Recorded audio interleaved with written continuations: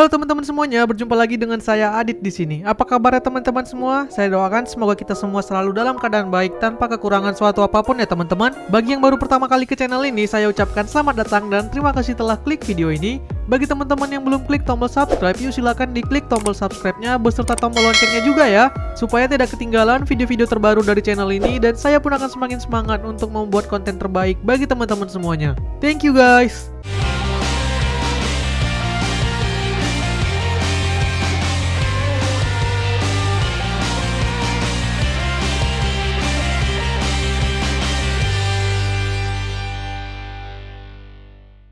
Oke, di video kali ini kita mau bahas perbedaan dari dua smartphone Samsung yang bermain di kelas entry level di tahun 2020 ini. Mereka adalah Samsung Galaxy A11 dan Samsung Galaxy M11. Mereka berdua ini adalah penerus dari Galaxy A10 dan M10 yang meluncur tahun lalu. Masih sama seperti pendahulunya, kedua smartphone ini sangat identik satu sama lain dan memiliki perbedaan harga yang juga sangat tipis. Karena banyaknya kemiripan dan perbedaan harga yang tidak terlalu jauh tersebut, saya yakin akan ada yang bimbang atau bingung saat memilih di antara kedua smartphone ini. Karena itu di video ini kita akan bahas tuntas perbedaan di antara keduanya yang wajib teman-teman ketahui sebelum membelinya. Simak terus video ini sampai habis ya teman-teman.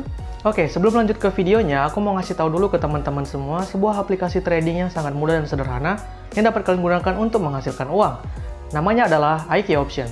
Awalnya saya mengenal aplikasi ini sekitar 7 hari atau 1 minggu yang lalu dari sebuah channel YouTube trader Indonesia. Kemudian saya tertarik untuk mencobanya. Awalnya saya hanya melakukan deposit sebesar $10 aja dan sekarang uang $10 tersebut sudah menjadi $100.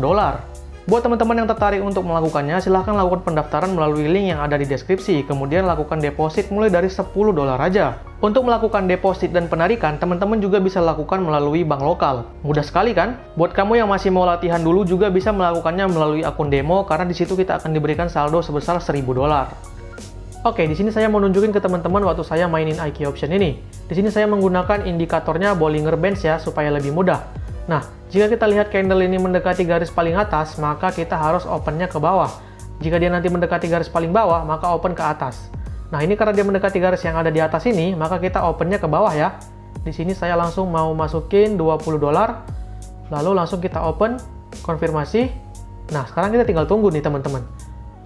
Oke, sekarang berhubung karena waktu tunggunya itu sekitar 1 menit, maka kita akan skip aja hingga ke close order ya. Oke, di sini waktunya tinggal 5 detik lagi dan candlenya tetap masih turun ke bawah ya.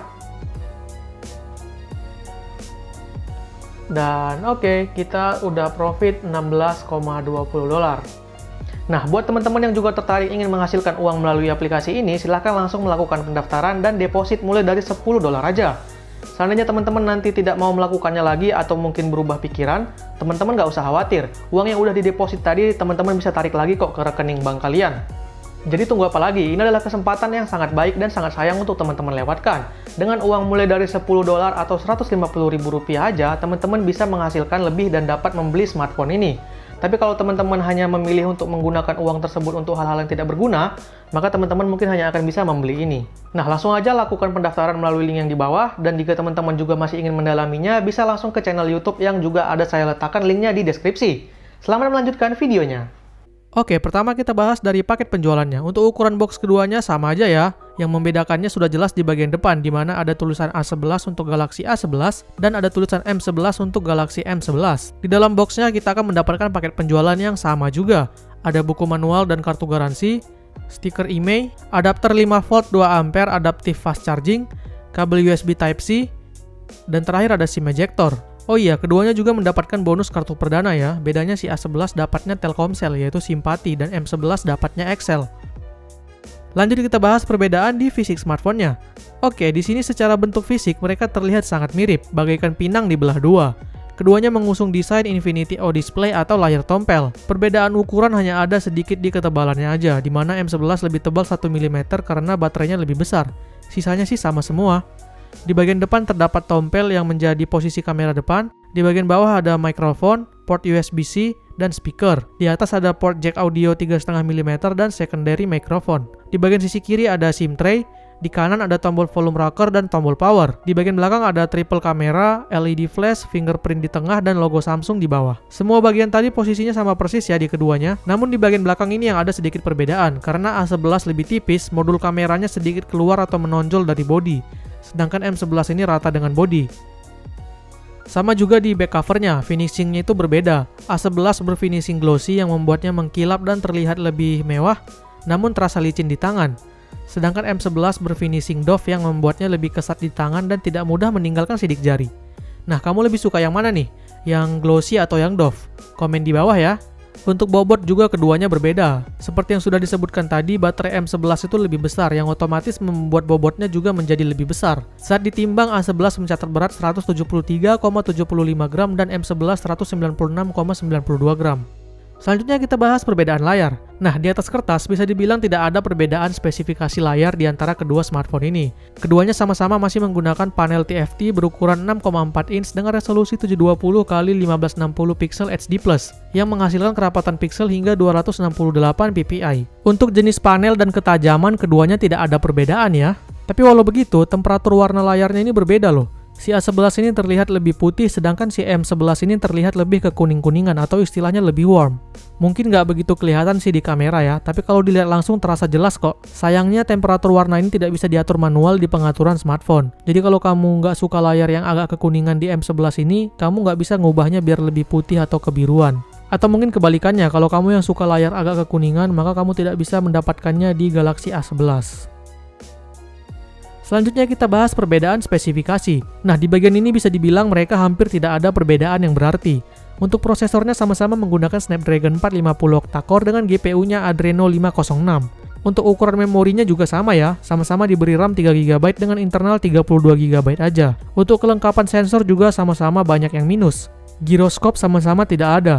Kemudian untuk sistem operasi dan UI yang dipakai juga sama-sama sudah pakai Android 10 dengan UI-nya One UI Core versi 2. Untuk software ada sedikit perbedaan sih. Si M11 ini sudah ada game launchernya, sedangkan si A11 ini belum. Bahkan jika dicari di Galaxy Store pun tidak ada yang untuk A11.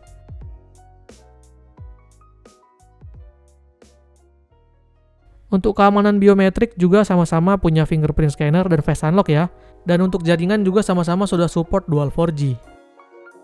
Kemudian untuk masalah baterai, nah ini bisa dibilang adalah pembeda terbesar di antara keduanya.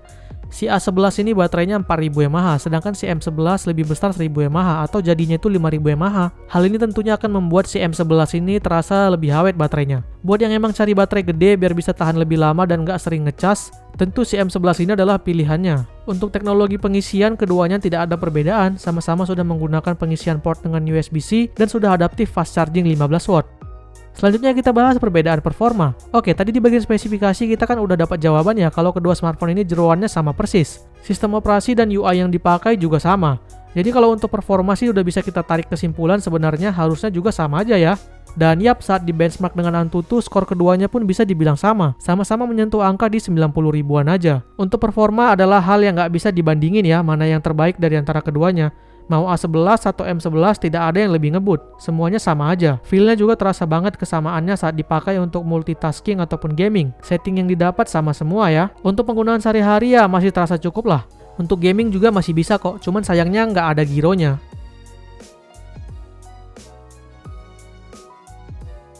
Oke, terakhir kita bahas perbedaan di kamera. Nah, lagi-lagi di atas kertas, mereka ini juga bisa dibilang tidak ada perbedaan di sektor kamera. Masing-masing punya triple kamera belakang dengan konfigurasi lensa yang sama juga, yaitu lensa utama 13 megapiksel dengan f1.8, lensa kedua ultrawide 5 megapiksel dengan f2.2, dan lensa ketiga 2 megapiksel f2.4 yang berfungsi sebagai deep sensor. Kamera belakang keduanya juga sama-sama ditemani oleh single LED flash. Kamera depannya juga sama-sama beresolusi 8 megapiksel ya dengan f2.0. Untuk kamera mereka sih sepertinya menggunakan komponen yang memang sama persis. Untuk mode kameranya juga nggak ada perbedaan. Ada mode foto untuk pengambilan foto. Di sini juga ada switch untuk berganti ke lensa ultrawide. Mode video, fokus live untuk foto bokeh, pro untuk manual, dan terakhir ada panorama untuk foto panorama. Berikut adalah beberapa perbandingan hasil foto keduanya saat diambil secara bersamaan.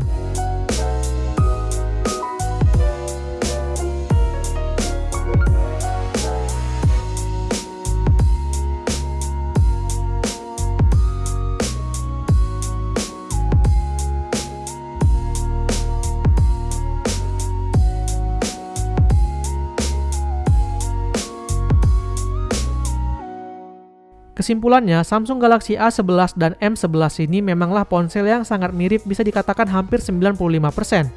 Yang berbeda cuman pertama, di fisiknya itu si M11 lebih berat dan lebih tebal sedikit. Namun menurut saya sih ini tidak terlalu ada pengaruhnya dan tidak begitu terasa. Yang paling terasa itu di finishing back covernya, di mana si A11 tampil lebih cantik karena sudah menggunakan finishing glossy. Sedangkan si M11 kan masih menggunakan finishing doff. Tapi ini balik lagi cuman soal urusan selera aja sih. Karena untuk desain dan body sebenarnya mereka bisa dibilang sama aja. Lalu perbedaan kedua yang paling terasa yaitu ada di baterainya, di mana si M11 ini lebih unggul 1000 mAh dibanding A11. Dan terakhir perbedaan yang lumayan terasa juga itu ada di temperatur layarnya, di mana M11 terlihat lebih warm.